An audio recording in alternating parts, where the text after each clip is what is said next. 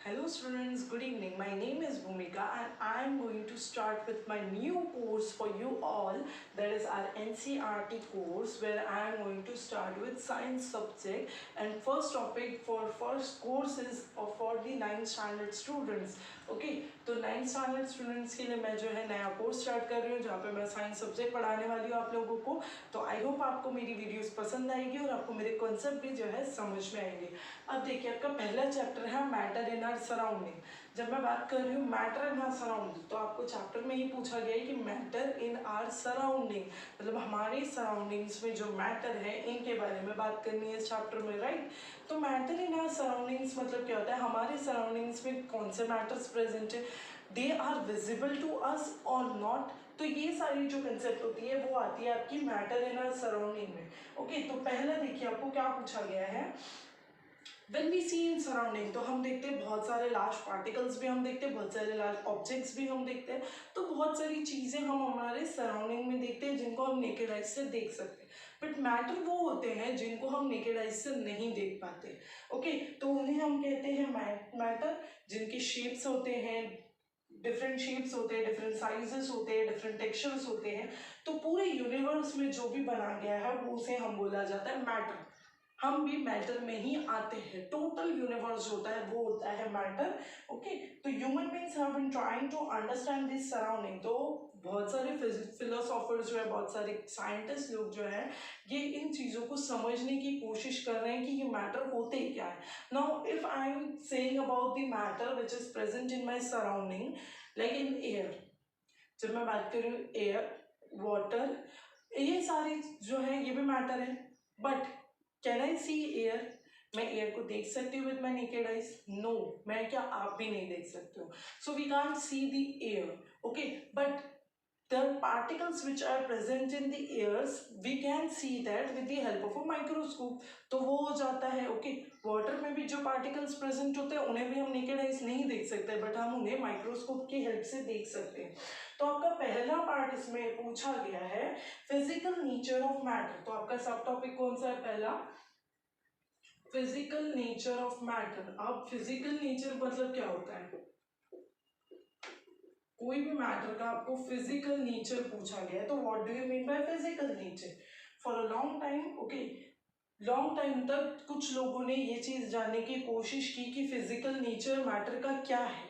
जब अब मैं आपको एक एग्जांपल दे रही हूँ, मैं आपको बोल रही हूँ कि टेक 2 बीकर्स, आप 2 बीकर लो, उसमें आप वाटर लो, और जो है एक बीकर में आप वाटर में सॉल्ट मत डालो, लेकिन एक बीकर में आप वाटर में सॉल्ट डालो। तो अब आप उसको नोटिस करो तो आपको क्या चेंजेस दिखेंगे। तो वो चेंजेस जो है वो हम नेकेड आइज से नहीं देख पा रहे, but we can see the colour variation. Okay हम कलर वेरिएशन देख सकते हैं। वाटर जिसमें सॉल्ट होगा वो थोड़ा सा कलर डिफरेंट हो जाएगा, बट वाटर जिसमें सॉल्ट नहीं होगा उसमें कोई कलर डिफरेंसेस नहीं होगा। But if I am seeing under the microscope तो मुझे उस सॉल्ट वाले वाटर में बहुत सारे पार्टिकल्स दिखेंगे, बहुत सारे मैटर्स दिखेंगे that are called as the atoms. तो उनको मैं नाम दूंगी एटम्स, जो प्रेजेंट होंगे हर एक चीज में, प्रेजेंट होंगे वाटर में भी, तो उन्हें बोला जाता है एटम। अब देखिए अब आपको टेक्स्ट बुक में भी एक दिया गया है in order to answer the question. Okay अब आपको वहां पे बोला गया कि आपको शुगर डिसॉल्व करना है, बट शुगर बहुत जल्दी डिसॉल्व हो जाती है। शुगर को डिसॉल्व करने के बाद भी उसमें आपको क्या दिखता है वो आपको पूछा गया है। नेक्स्ट आपका है, अब आपको मैटर की पार्टिकल्स कितने स्मॉल होते हैं। अब आपके मैटर में फिजिकल नेचर क्या होता है, तो एटम्स जो है वो हमें जो है नेकेड आइज नहीं दिखेंगे। We can't see naked eyes, we can't see that atoms naked eyes, but that are present in our environment. Now here it is asked about the size, that how small are the particles. तो ये जो particles की मैं बात कर रही हूँ, ये पार्टिकल्स कितने स्मॉल होते हैं ये आपको यहाँ पे पूछा गया है कि how small are the particles. जब मैं पार्टिकल्स की बात कर रही हूँ तो अगर मैं बोल रही हूँ कि वो नेकेड आइज नहीं देख सकते मतलब वो छोटे ही होंगे ऑब्वियसली, बट उनमें भी बहुत सारे डिफरेंसेस होते हैं। ओके तो यहाँ पे देखिए आपको क्या बताया गया है, आपके टेक्स्ट बुक में एक और एक्सपेरिमेंट दिया गया है कि आपको एक 10 ml का सोल्यूशन लेना है, उसमें 90 ml आपको क्लियर वाटर डालना है, और उसमें से 10 ml जो है सोल्यूशन का निकाल लेना है और उसको दूसरे क्लियर वाटर में डाल देना है। अब उसको डाइल्यूट करना है तो देखना है कि आपको वाटर स्टिल कलर दिख रहा है क्या। ओके, देखिए क्या बोला है आपको, if I am taking a beaker, अगर मैं एक बीकर ले रही हूँ और उसमें मैं आपको पानी डाल रही हूँ बट पानी की क्वांटिटी कम है, बट मैं उसमें फॉर एग्जांपल कलर ले रही हूँ, तो वहाँ पे मैं कलर की क्वांटिटी इंक्रीज कर रही हूँ पानी की क्वांटिटी से, but at the same time जब मैं उसको मिक्स कर ले रही हूँ तो मैं वहाँ से जो है 10 ml ले रही हूँ और उसको 90 ml वाटर में डाल रही हूँ, तो मुझे कलर दिखेगा? ऑब्वियसली नहीं दिखेगा मुझे कलर, बिकॉज वहाँ पे मेरी क्वांटिटी कलर की ज़्यादा थी और पानी की क्वांटिटी कम थी। यहाँ पे मेरी पानी की क्वांटिटी ज़्यादा और कलर की क्वांटिटी कम है, तो यही बोला गया आपको कि आपकी जो है क्वांटिटी के ऊपर डिपेंड करता है। अगर क्वांटिटी कम है तो कलर नहीं दिख रहा है, क्वांटिटी कम है तो मेरे मैटर यानी मेरी पार्टिकल्स की साइज भी कम हो जाएगी, बट मेरी अगर क्वांटिटी ज़्यादा ले रही हूँ तो पार्टिकल्स की साइज भी ज़्यादा हो जाएगी। So how small are this particle, ये आपको कंसेप्ट समझा। फिर आपका देखिए दूसरा टॉपिक क्या बोला गया आपको, characteristic of particles of matter. अब आपको यहाँ पे कैरेक्टरिस्टिक पूछे गए हैं, जो पार्टिकल्स मैं ले रही हूँ इनके आपको कैरेक्टरिस्टिक पूछे गए हैं। तो पहला है particles have space between them. अब अगर मैं बात कर रही हूँ कि पार्टिकल्स हैं, चलो मैं बता रही हूँ कि पार्टिकल्स हैं, तो पार्टिकल्स के बीच में स्पेस है, ये आपको यहाँ पे बताया गया, ये आपको पूछा गया। अब स्पेस कैसे पता चलेगी? अब for example if you are making tea, coffee and whatever you are making, तो आप जो है पानी में शुगर डिजोल्व कर रहे हो, पानी में और भी सब्सटेंसेस डिजोल्व कर रहे हो, पर जो भी डिजोल्व कर रहे हो, तो शुगर और पानी मिक्स हो जाएंगे, no doubt, but there will be gap between those, तो वो गैप जो है उसे हम बोलते हैं space between them, that is called as a space between them. So particle has a space between them. अब पार्टिकल्स जो है वो कंटिन्यूसली मूविंग होते हैं, particles moves continuously, they don't stop,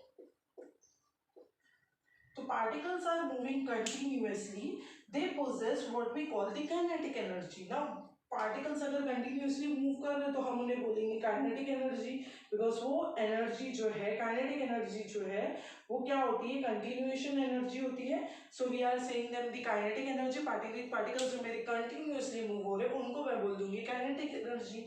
तो जैसे ही टेम्परेचर इंक्रीज हो रहा है, टेम्परेचर इंक्रीज होगा, मेरा पार्टिकल्स उतना फास्टर जो है रन करेगा, ओके, उतना पार्टिकल्स जो है फास्टर मूव करेगा। अगर मैं टेम्परेचर को डिक्रीज कर दूंगी तो पार्टिकल उतना ही स्लो डाउन हो जाएगा, ओके। अब यहाँ पे मैं आपको एक एग्जांपल बता सकती हूँ, टेक 2 बीकर, 2 बीकर लो, एक बीकर में जो है आप कोई भी कलर सोल्यूशन लो, कोई भी इंक लो या कोई भी कलर सोल्यूशन लो, और वही सेम टाइम पे नेक्स्ट बीकर में आप जो है हनी लो। तो जब आप बीकर में हनी और इंक दोनों को सेम टाइम में डालो, तो जब आप उसको पोर कर रहे हो सेम टाइम में, तब आप देखो कि मूवमेंट कैसी होती है पार्टिकल्स की। अब हनी जो है वो आपका थिक फॉर्म में होता है तो वो स्लोली मूव करेगा, but at the same time ink जो है बहुत फास्टली गिर जाएगा, और फिर वो जो है कितने टाइम में स्टेबल हो रहा है उसे भी आप नोटिस करो, तो आपको जो है ये चीज़ समझ में आ जाएगी कि काइनेटिक एनर्जी होती क्या है। और मेरा जो टेम्परेचर अगर इंक्रीज हो रहा है तो जो पार्टिकल है मेरा वो फास्टली मूव करेगा, और अगर मैं टेम्परेचर को डिक्रीज कर दूंगी तो मेरा जो है स्लोली मूव करेगा, राइट। फिर उसके बाद देखिए नेक्स्ट आपको है particles of matter attract each other. अब मैं अगर पार्टिकल्स की बात कर रही हूँ तो पार्टिकल्स जो है वो एक दूसरे को अट्रैक्ट करते हैं। तो व्हाट आई मीन कि वो अट्रैक्ट करते हैं, तो अट्रैक्ट करने का मतलब क्या होता है कि देखो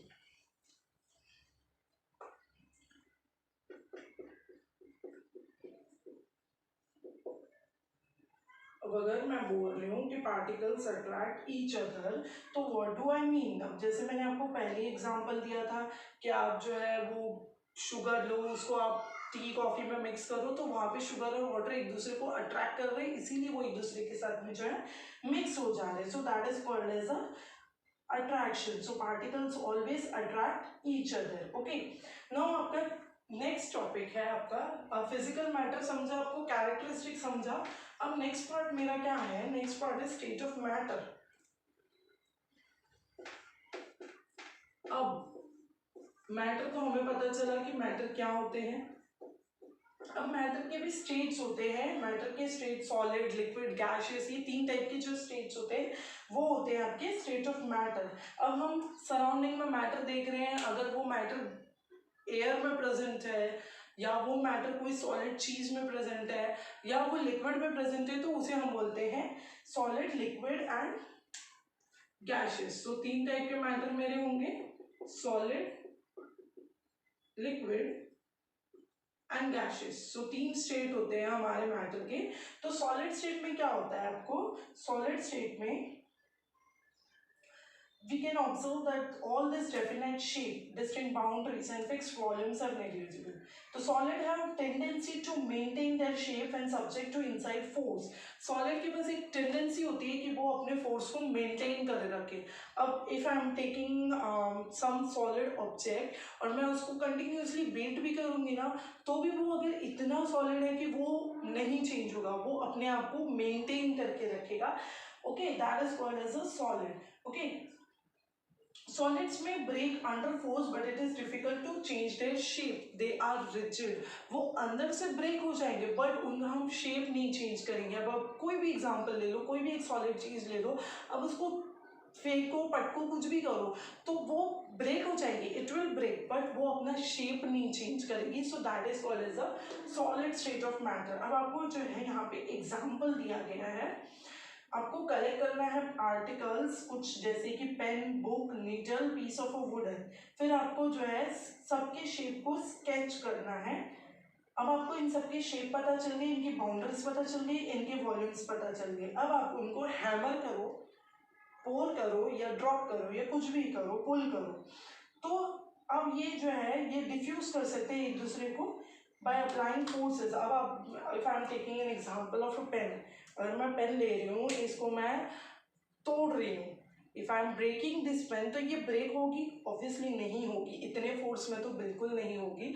बट अगर मैं इसमें और फोर्स अप्लाई करूँगी या इसको मैं फेंकूंगी तो इसकी जो निब है वो निकल जाएगी, बट शेप चेंज नहीं होगा। अगर मैं सोच रही हूँ कि ये राउंड पेन को मैं फेंकूंगी तो ये पेन जो है फ्लैट हो जाएगी, no, it will never happen, because solid जो है वो अपने आप को इतना मेंटेन करके रखते हैं कि कितना भी आप उन पर फोर्स डाल दो, they will never change their shape.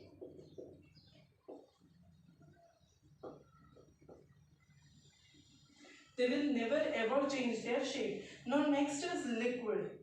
अब अगर मैं लिक्विड की बात कर रही हूँ, take up the shape of a container, refer to the activities liquid can diffuse into liquid. The gases from the atmosphere. Okay, तो यहाँ पे भी आपको एक एक्सपेरिमेंट दिया गया है, आपको क्या बोला गया है, water, cooking, juice, cooking oil, milk and juice, और ये सबको जो है डिफरेंट डिफरेंट शेप्स के कंटेनर में लो, 50 ml का मार्क लगाओ और इनमें लो। What happens if this liquid are split on the floor? अगर ये लिक्विड जो है फ्लोर पे स्प्लिट हो जा रहे हैं, जैसे अगर मैं वाटर ले रही हूँ, ऑयल ले रही हूँ, कुकिंग ऑयल होगी या मिल्क होगा, जूस होगा, कोल्ड ड्रिंक होगा, ये अगर गिर जा रहे हैं तो ये जो है लिक्विड का शेप सेम होगा। Okay, best example water. If I am taking water, अगर मैं वाटर ले रही हूँ तो वाटर को अगर मैं गिरा रही हूँ तो क्या उसका शेप चेंज होगा या सेम रहेगा? If at the same time मैं मिल्क के साथ में ये चीज़ कर रही हूँ या एट द सेम टाइम मैं ऑयल के साथ में ये चीज़ कर रही हूँ, तो क्या होगा वो शेप? आप मुझे कमेंट सेक्शन में बताओगे कि शेप चेंज हो रहा है कि नहीं हो रहा है। Okay, now we observe that liquid has no fix shape but have fixed volume. अब लिक्विड के पास शेप से फिक्स नहीं रहता है बट वॉल्यूम जो है ये फिक्स होता है लिक्विड के पास में। ओके, सो लिक्विड जो है ये भी चेंज नहीं होगा। ओके, सेकेंड है आपका, थर्ड वाला है आपका गैसियस स्टेट। अब गैसियस स्टेट आप एग्जांपल ले रही हूँ मैं यहाँ पे आपको बलून्स का।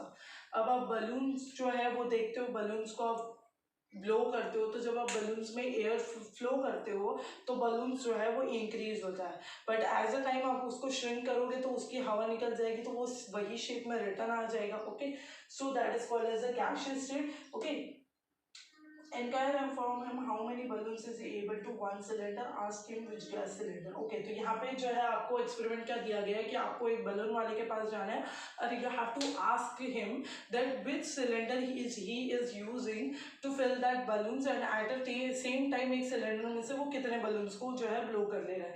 तो आज जो हमने मैटर इन सराउंडिंग स्टार्ट किया, मैटर इन सराउंडिंग में हमने फिजिकल स्टेट मैटर्स के देख लिए कि मैटर कौन से पार्टिकल्स होते हैं, एटम्स होते हैं, उनकी साइज क्या होती है, होती है, फिर हमने उनकी कैरेक्टरिस्टिक्स देख ली, एंड देन हमने स्टेट्स ऑफ मैटर्स देख लिया।